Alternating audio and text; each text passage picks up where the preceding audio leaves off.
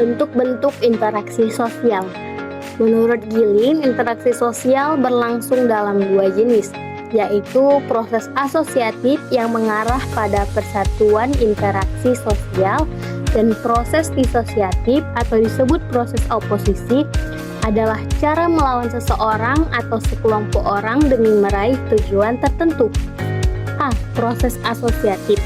Proses asosiatif adalah mekanisme mental di mana ide, pengalaman, atau informasi yang telah diperoleh sebelumnya saling terhubung atau terkait dalam pikiran kita. Ada beberapa prinsip dalam proses asosiatif. Yang pertama, kedekatan adalah hal yang muncul dalam waktu atau tempat yang sama, cenderung diasosiasikan bersama. Dua, kesamaan adalah hal yang memiliki karakteristik serupa, cenderung juga diasosiasikan. Ketiga, kontras adalah hal yang sangat berbeda bisa saling terhubung seperti rasa dingin dan panas. Proses asosiatif meliputi bentuk-bentuk antara lain sebagai berikut. 1. Kerjasama. Menurut Charles H. Coley, proses asosiatif dapat dipahami sebagai cara individu saling berinteraksi dan membentuk hubungan sosial yang lebih besar, yang didasari oleh pengenalan terhadap satu sama lain, komunikasi dan pemahaman bersama. Bentuk kerjasama dalam proses asosiatif menurut Coley lebih menekankan kepada interaksi sosial yang memungkinkan individu membentuk identitas dan memahami posisi mereka dalam kelompok sosial. Kerjasama memiliki 5 bentuk sebagai berikut. A. Kerukunan atau gotong royong. Kerukunan dalam kerjasama merujuk pada keadaan harmonis dan saling menghargai antar individu atau kelompok dalam suatu tim atau organisasi. Kerukunan penting untuk menciptakan suasana yang kondusif di mana anggota merasa dihargai dan termotivasi untuk bekerja sama menuju tujuan bersama. B. Bargaining. Pelaksanaan perjanjian mengenai pertukaran barang atau jasa antara dua organisasi atau lebih. C. Kooptasi adalah proses penerimaan unsur-unsur baru dalam kepemimpinan dan pelaksanaan politik organisasi sebagai satu-satunya cara menghindari konflik yang dapat mengguncang organisasi. D. Koalisasi adalah kombinasi antara dua organisasi atau lebih yang mempunyai tujuan yang sama. E. Joint venture adalah kerjasama dalam pengusahaan proyek tertentu. 2. Akomodasi. Akomodasi adalah suatu cara untuk menyelesaikan pertentangan tanpa menghancurkan pihak lawan sehingga lawan tidak kehilangan kepribadiannya. Akomodasi mempunyai 2 pengertian, yaitu sebagai keadaan dan sebagai proses. Akomodasi sebagai keadaan mengacu pada keseimbangan interaksi antar individu berkaitan dengan nilai dan norma sosial yang berlaku. Sedangkan akomodasi sebagai proses mengacu pada usaha manusia untuk meredakan pertentangan agar tercipta keseimbangan. Ada beberapa bentuk akomodasi yaitu koersi, kompromi, arbitrasi, mediasi, konsiliasi, toleransi, stalemase, dan adjudikasi. Beberapa tujuan dari akomodasi yaitu A.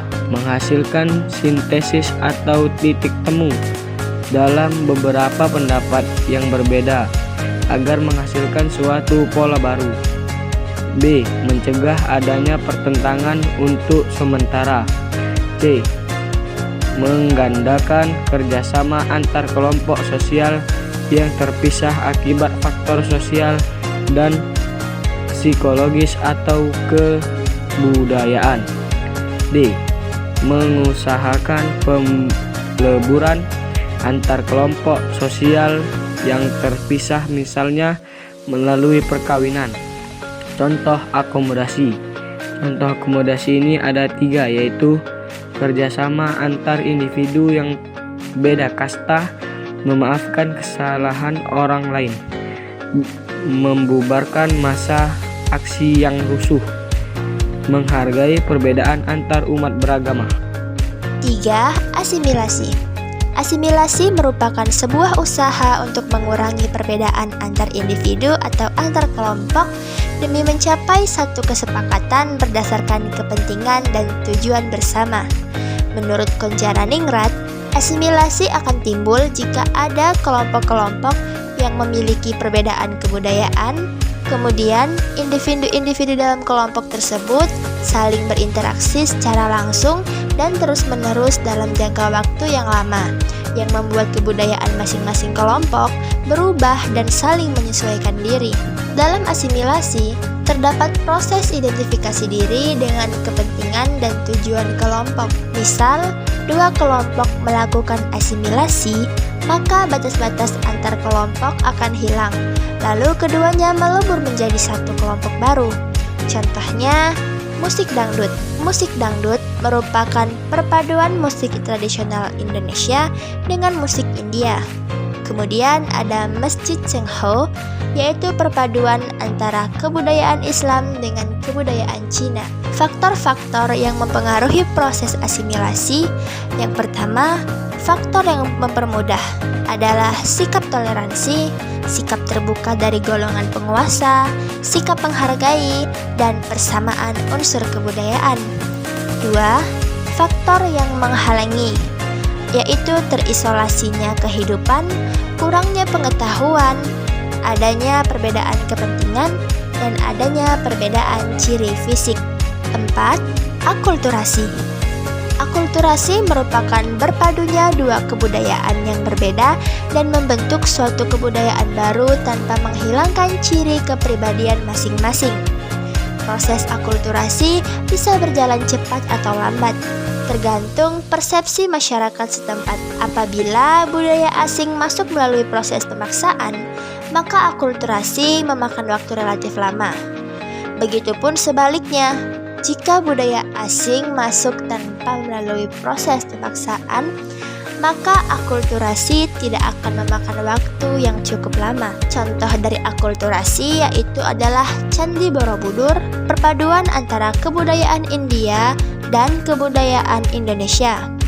Lalu ada musik keroncong, perpaduan musik Portugis dan Indonesia. 1. Proses disosiatif. Proses disosiatif meliputi beberapa bentuk, yaitu persaingan, kontravensi, dan pertentangan, yaitu sebagai berikut. A. Persaingan. Persaingan adalah perjuangan untuk mencapai tujuan yang diinginkan. Persaingan juga memiliki dua tipe, yaitu tipe yang bersifat pribadi dan non-pribadi. Persaingan pribadi atau rivalitas, yaitu persaingan secara langsung yang dilakukan seseorang atau anggota untuk memperoleh kedudukan tertentu dalam sebuah organisasi atau kedudukan lainnya. Contoh persaingan pribadi adalah seperti mendaftar sebagai anggota OSIS dan pastinya akan bersaing dengan pendaftar yang lain untuk masuk ke bidang yang dipilih atau untuk masuk sebagai anggota OSIS. Persaingan non-pribadi. Persaingan non-pribadi bukan ngebahas individu lagi, melainkan kelompok.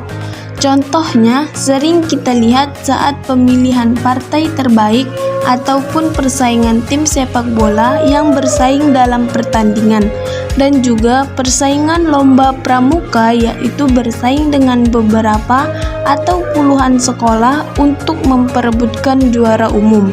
Tipe-tipe tersebut menghasilkan beberapa bentuk persaingan seperti persaingan ekonomi dan politik. Salah satu cirinya adalah persaingan secara damai atau sportif, artinya selalu menjunjung tinggi batasan dan aturan. Persaingan ini juga baik untuk meningkatkan prestasi seseorang. B. Kontravensi. Kontravensi merupakan tengah-tengah di antara proses sosial, persaingan, dan pertentangan. Kontravensi ditandai dengan ketidakpuasan seseorang, perasaan tidak suka yang disembunyikan, kebencian, keraguan-raguan terhadap kepribadian seseorang. Kontravensi juga cenderung bersifat rahasia. Contoh kontravensi yaitu perang dingin yang tujuan perang ini adalah membuat lawan bicara kita menjadi tidak tenang atau resah. Perang dingin tidak menyerang fisik, melainkan menyerang secara psikologis. Menurut Leopold von Weiss dan Howard Becker, kontravensi memiliki 5 bentuk. Yang pertama, umum, termasuk penolakan, perlawanan, proses, dan lain-lain. Kedua, sederhana, termasuk menyanggah pendapat orang lain di depan umum atau makian melalui surat dan ancaman. 3. Intensif, termasuk menghasut dan menyebarkan desah-desuh. Keempat, rahasia, termasuk pengkhianatan, pembocoran rahasia lawan. 5. Taktis, termasuk intimidasi atau provokasi.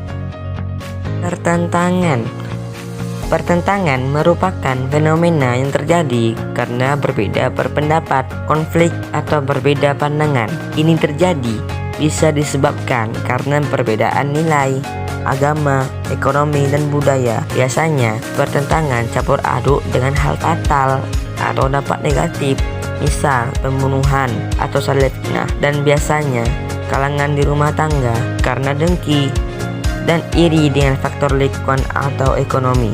Terkadang pertentangan nggak juga buruk. Dalam banyak terjadi, pertentangan bisa juga untuk hal yang baik, seperti reformasi hukum mengenai KPK yang nggak becus atau gerakan hak asasi manusia. Kesimpulannya, pertentangan adalah ciri khas sosial jika individu atau kelompok. Meskipun seringkali berujung hal fatal atau konflik, ada juga unsur baiknya juga dan efektif untuk berdebat atau kompromi untuk komunikasi. Sekian dan terima kasih.